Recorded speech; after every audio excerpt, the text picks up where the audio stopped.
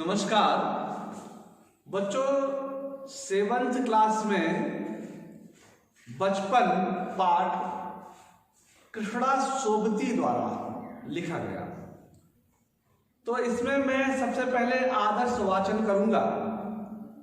आदर्श वाचन के उपरांत आप उसका अनुकरण करेंगे।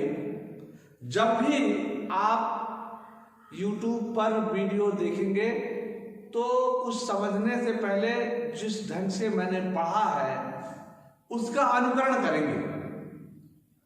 और आदर्श वाचन के बाद फिर मैं काठिन्य निवारण, कठिन शब्द जो है या व्याकरण की जो कोटियां हैं उनको बताने का प्रयास करूंगा। फिर इससे संबंधित संदेश, प्रश्नोत्तर उन्हें पूरा कराऊंगा। तो सर्वर, अभी आदर्श वाचन चल रहा है। सर्वर स्कैंडल पॉइंट के ठीक सामने उन दिनों एक दुकान हुआ करती थी जिसके शोरूम में शिमला कालका ट्रेन का मॉडल बना था। इसकी पटरियां, उस पर खड़ी छोटे छोटे डिब्बों वाली ट्रेन, एक और लाल टीन की छतरी वाला स्टेशन और सामने सिग्नल देता खंभा, थोड़ी थोड़ी दूर पर बनी सुरंगें। पिछली सदी में तेज रफ्तार वाली गाड़ी वही थी। कभी कभी हवाई जहाज भी देखने को मिलते। दिल्ली में जब भी उनकी आवाज आती, बच्चे उन्हें देखने बाहर दौड़ते। दिखता एक भारी भरकम पक्षी उड़ा जा रहा है पंख फैलाकर, यह देखो, और वह गायब। उसकी स्पीड ही इतनी तेज लगती। हाँ, गाड़ी के मॉडल वाली दुकान के साथ एक और ऐसी दुकान थी जो मुझे कभी ना भूलती। यह वह दुकान थी जहां मेरा पहला चश्मा बना था। वहां आंखों के डॉक्टर अंग्रेज थे। शुरू में चश्मा लगाना बड़ा अटपटा लगा। छोटे बड़े मेरे चेहरे की ओर देखते और कहते, आंखों में कुछ तकलीफ है, इस उम्र में ऐनक, दूध पिया करो। मैं डॉक्टर साहिब का कहा दोहरा देती, कुछ देर पहनोगी तो ऐनक उतर जाएगी। वैसे डॉक्टर साहिब ने पूरा आश्वासन दिया था, लेकिन चश्मा तो अब तक नहीं उतरा, नंबर बस कम होता ही ना। मैं अपने आप इसकी जिम्मेवार हूं। जब आप दिन की रोशनी को छोड़कर रात की टेबल लैंप के सामने काम करेंगी तो इसके अलावा और क्या होगा। हाँ, जब पहली बार मैंने चश्मा लगाया तो मेरे एक चचेरे भाई ने मुझे छेड़ा, देखो देखो कैसी लग रही है। आंख पर चश्मा लगाया ताकि सूझे दूर की, यह नहीं लड़की को मालूम सूरत बनी लंगूर की। मैं खींची कि मुझे यह क्यों दोहराया जा रहा है, पर शेर बुरा ना लगा। जब वह चाय पीकर चले गए तो मैं अपने कमरे में जाकर आईने के सामने खड़ी हो गई। कई बार अपने आप को देखा, ऐनक उतारी, फिर पहनी, फिर उतारी, देखती रही। सूरत बनी लंगूर की, नहीं नहीं नहीं, हाँ। मैंने अपने छोटे भाई का टोपा उठाकर सिर पर रखा। कुछ अजीब लगा, अच्छा भी और मजाकिया भी। तब की बात थी, अब तो चेहरे के साथ घुल मिल गया है चश्मा। जब कभी उतरा हुआ होता है तो चेहरा खाली खाली लगने लगता है। याद आ गया वह टोपा, काली फ्रेम का चश्मा, लंगूर की सूरत। हाँ, इन दिनों शिमला में मैं सिर पर टोपी लगाना पसंद करती हूँ। मैंने कई रंग की जमा कर ली है, कहाँ दुपट्टों का ओढ़ना और कहाँ सहल सुभीते वाला हिमाचली टोपियां। तो ये आदर्श वाचन था। और अब इस आदर्श वाचन को जब भी आप वीडियो खोलेंगे तो निश्चित रूप से इसको देख करके और अनुकरण वाचन करने का प्रयास करिएगा। इस तरह से कुछ पुनरुक्त शब्द मैंने यहां लिख दिए हैं, शेष को आपको लिखना होगा। तो लेखिका सर्वर को संबोधित करते हुए कहती है कि सर्वर स्कैंडल पॉइंट, स्कैंडल भी अंग्रेजी भाषा का शब्द है,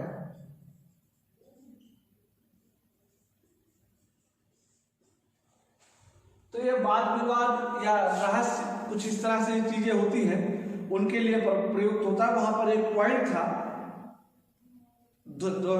मसूरी में, जिसे स्कैंडल पॉइंट के नाम से जाना जाता है, कि ठीक सामने उन दिनों एक दुकान हुआ करती थी।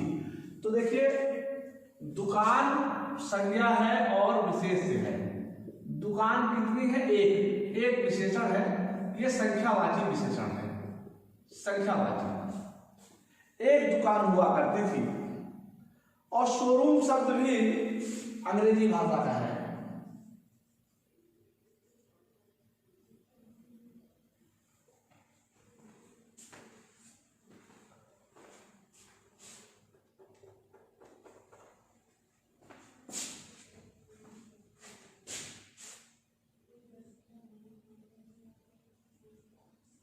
शोरूम प्रदर्शनी के लिए प्रयुक्त होता है।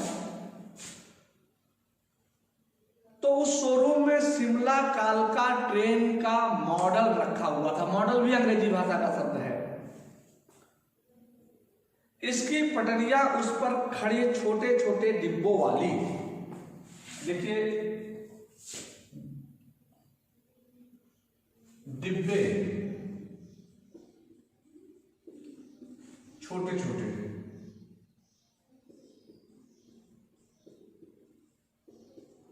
ये विशेषण है और ये गुणवाचक है। गुणवाचक विशेषण, छोटे छोटे डिब्बों वाली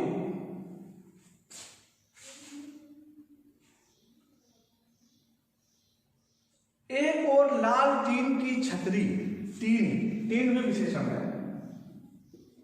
कैसी है? लाल। और यह भी गुणवाचक है। लाल टीन की छतरी वाला स्टेशन और सामने सिग्नल देता खंभा। थोड़ी थोड़ी दूर, थोड़ी थोड़ी पुनरुक्त शब्द है, थोड़ी थोड़ी दूर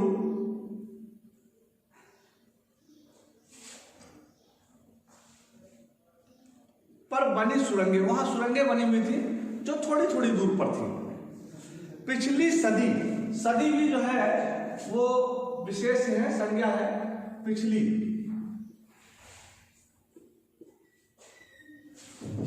तो पिछली सदी में तेज रफ्तार वाली। रफ्तार उर्दू भाषा का शब्द है। इसका हिंदी में अर्थ होता है स्पीड, गति। कभी कभी हवाई जहाज भी देखने को मिलते। दिल्ली में जब भी उनकी आवाजें आती, बच्चे उन्हें देखने बाहर दौड़ते। बच्चे बाहर दौड़ जाते थे। एक भारी भरकम पक्षी जा रहा, उड़ा हुआ दिखता। पंख फैलाकर ऐसा लगता कि जैसे कोई भारी भरकम पक्षी उड़ रहा हो। यह देखो, और वह गायब। अभी इधर दिखाई पड़ा, गायब। उसकी स्पीड यानी गति इतनी तेज होती थी कि वह अभी दिखा तुरंत गायब हो जाता था। हाँ, गाड़ी के मॉडल वाली दुकान के साथ एक और ऐसी दुकान थी जो मुझे कभी नहीं भूलती। यह वह दुकान थी जहां मेरा पहला चश्मा बना था। चश्मा शब्द जो है विशेष है। चश्मा पहला, संख्यावाची विशेषण। पहला चश्मा बना।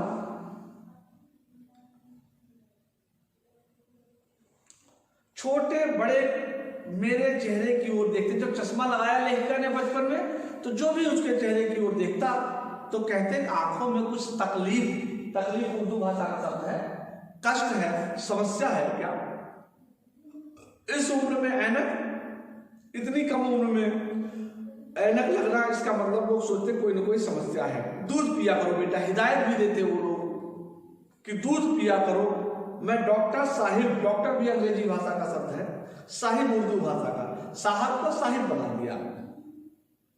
डॉक्टर साहिब का कहा दोहरा देती, कुछ देर पहनोगी तो ऐनक उतर जाएगा। डॉक्टर साहब ने यही कहा था कि कुछ देर पहनोगी ऐनक उतर जाएगा। जब कोई कहता तो वो भी ऐसे दोहरा देती।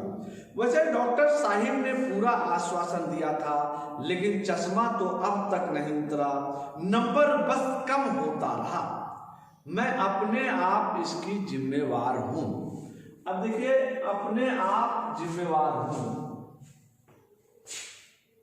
उपसर्ग प्रत्यय की कोई जरूरत नहीं लगी। संज्ञा में एक भेद है, निजवाचक संज्ञा। तो मैं अपने आप जिम्मेवार हूं,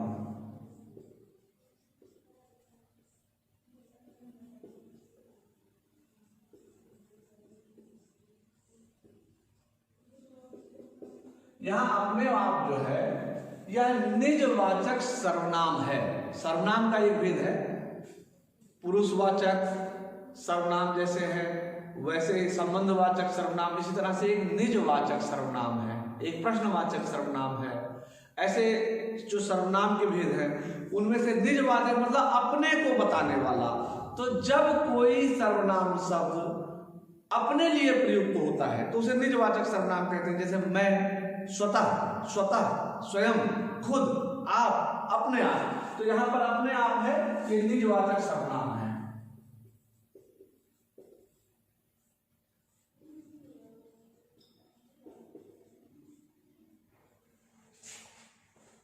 तो जब आप दिन की रोशनी को छोड़कर रात के टेबल लैंप के सामने काम करेंगी तो इसके अलावा और क्या होगा? तो इसमें यह संदेश छिपा हुआ है कि हमें काम उचित समय पर करना चाहिए। यदि हम उचित समय पर काम नहीं करेंगे तो क्या होगा? जैसे लेखिका दिन की रोशनी में नहीं करती थी, फिर रात को लैंटर्न के सामने लैंटर्न के सामने लैंप के सामने बैठती, इससे आंखें खराब हो गई। हाँ, जब पहली बार मैंने चश्मा लगाया तो मेरे एक चचेरे भाई ने मुझे कहा, देखो देखो देखो देखो, पुनरुक्त शब्द है, देखो देखो।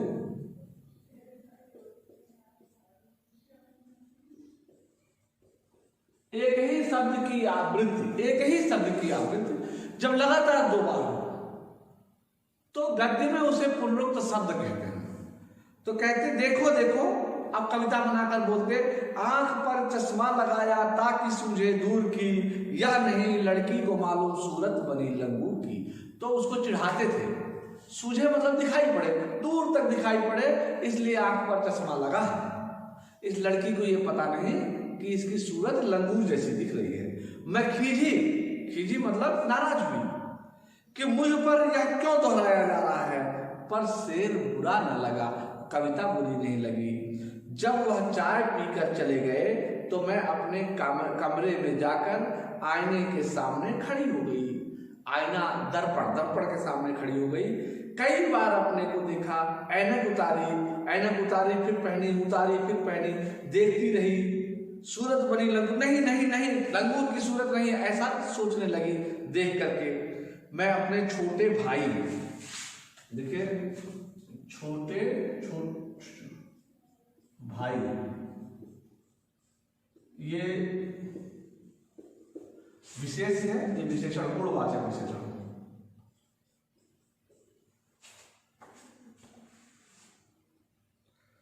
तो छोटे भाई का टोपा उठाकर सिर पर रखा, कुछ अजीब लगा, अच्छा भी लगा और मजाकिया जैसा भी लगा। ऐसा लगा जैसे मजाकिया, कुछ जोकर टाइप का, मजाकिया मतलब जोकर टाइप का। तब की बात थी, अब तो चेहरे के साथ घुल मिल गया है चश्मा। आज लेखिका के साथ जिस समय लिखा है यह पाठ, उस समय लेखिका के चेहरे के साथ घुल मिल गया है। जब कभी उतरा होता तो चेहरा खाली खाली लगता, कुछ अपूर्ण सा लगता, ऐसा लगता है जैसे कुछ खालीपन है। याद आ गया वह टोपा, काली प्रेम, काली प्रेम भी विशेष, प्रेम विशेष है और काली विशेषण है, ये गुणवाचक विशेषण है।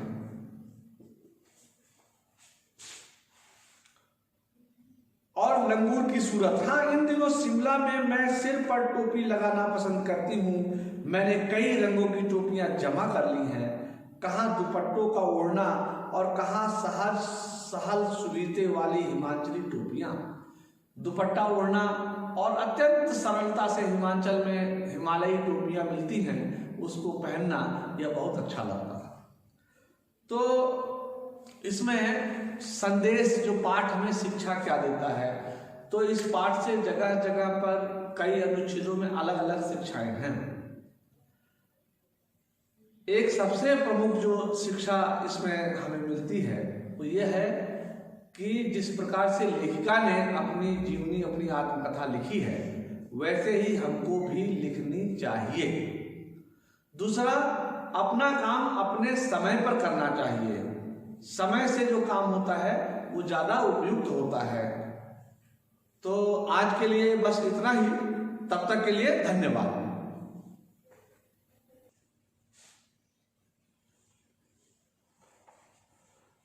नमस्कार बच्चों। तो अभी इस पाठ में, बचपन पाठ में, आज मैं प्रश्नोत्तर पर चर्चा कर रहा हूं और इन्हें भी आप पूरा करिएगा। तो संस्मरण से संबंधित जो 4 प्रश्न हैं, इनका उत्तर आप स्वयं लिखेंगे। लेखिका बचपन में इतवार की सुबह क्या क्या काम करती थी, तो देख लीजिएगा किताब को और देखिएगा वो मोजे साफ करती थी और क्या क्या काम करती थी, उसमें लिखा हो। तुम्हें बताऊंगी कि हमारे समय और तुम्हारे समय में कितनी दूरी आ चुकी है। इस बात के लिए लेखिका ने क्या क्या उदाहरण दिए हैं, उन उदाहरणों को भी लिखना होगा। पाठ से पता करके लिखें कि लेखिका को चश्मा क्यों लगाना पड़ा। चश्मा लगाने के बाद उसके चचेरे भाई ने क्या कहकर चिढ़ाते थे। लेखिका अपने बचपन में कौन कौन सी चीजें मजा लेकर खाती थी, उनमें से प्रमुख फलों के नाम लिखिए। इनके संस्मरण से आगे इनके उत्तर आपको लिखने हैं। अब संस्मरण से था, ये संस्मरण से आगे लेखिका के बचपन में हवाई जहाज की आवाजें, घुड़सवारी, ग्रामोफोन, शोरूम, शिमला कालका ट्रेन की मॉडल ही आश्चर्यजनक आधुनिक चीजें थी। आज क्या क्या आश्चर्यजनक आधुनिक चीजें तुम्हें आकर्षित करती हैं, इनको आपको लिखना है। अपने बचपन की कोई मनमोहक घटना याद करके विस्तार से लिखिए।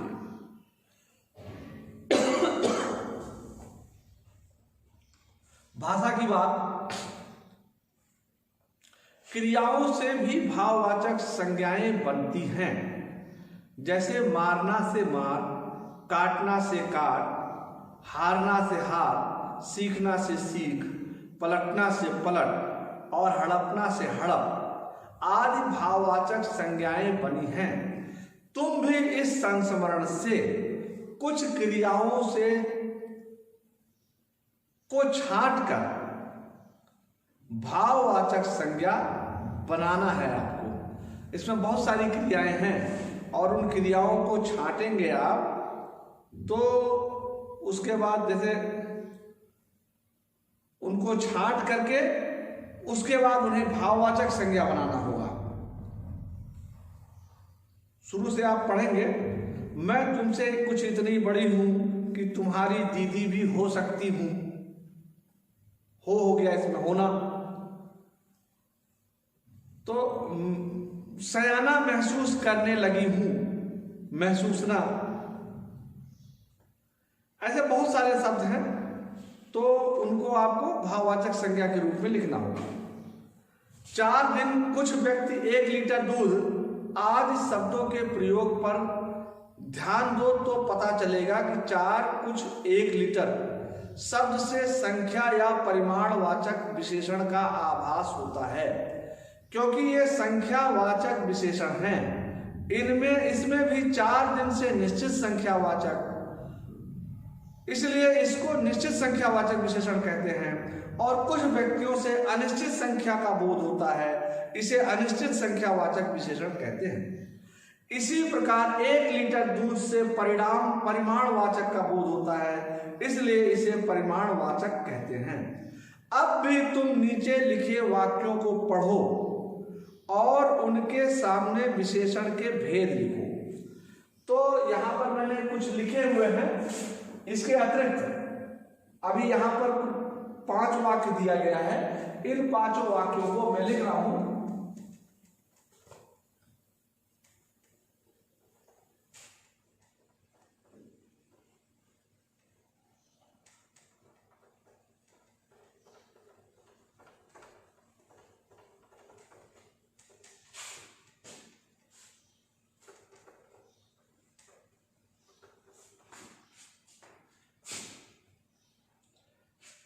जैसे क है, मुझे 2 दर्जन केले चाहिए।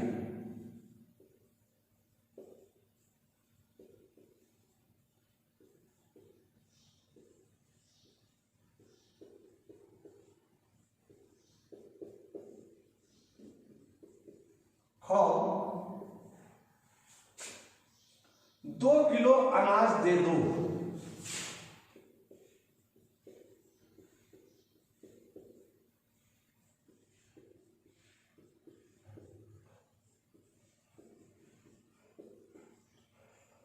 ग कुछ बच्चे आ रहे हैं।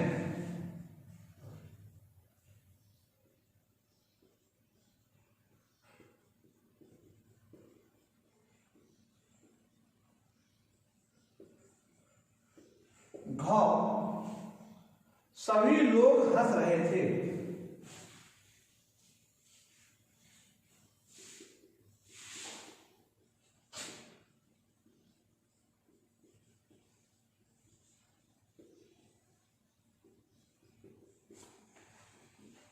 तुम्हारा नाम बहुत सुंदर है।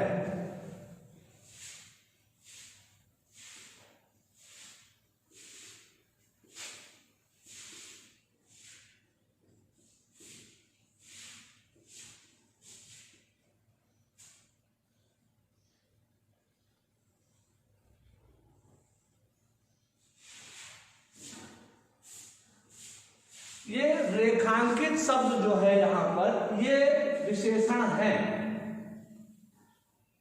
अब इसमें कौन से विशेषण हैं? जैसे जिसको गिना जा सकता है वो संख्यावाचक विशेषण होते हैं, और जिसको नापा जाता है, तोला जाता है, वे परिमाणवाचक विशेषण होते हैं। तो केला हम वैसे गिन के खरीदते हैं दर्जन में, कुंटलों में, अगर वैसे तो खरीदते नहीं। तो केले को गिना जाता है, इसलिए केला संख्यावाचक विशेषण होगा। तो विशेष से केला हो गया 2 दर्जन।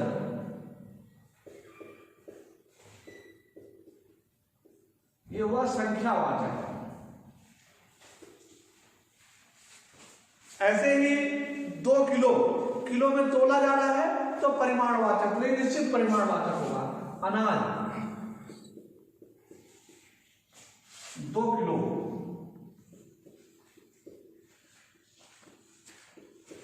परिमाणवाचक होगा। तो आपको ये बाकी 3 करने हैं, आपको खुद, इनको खुद करिएगा।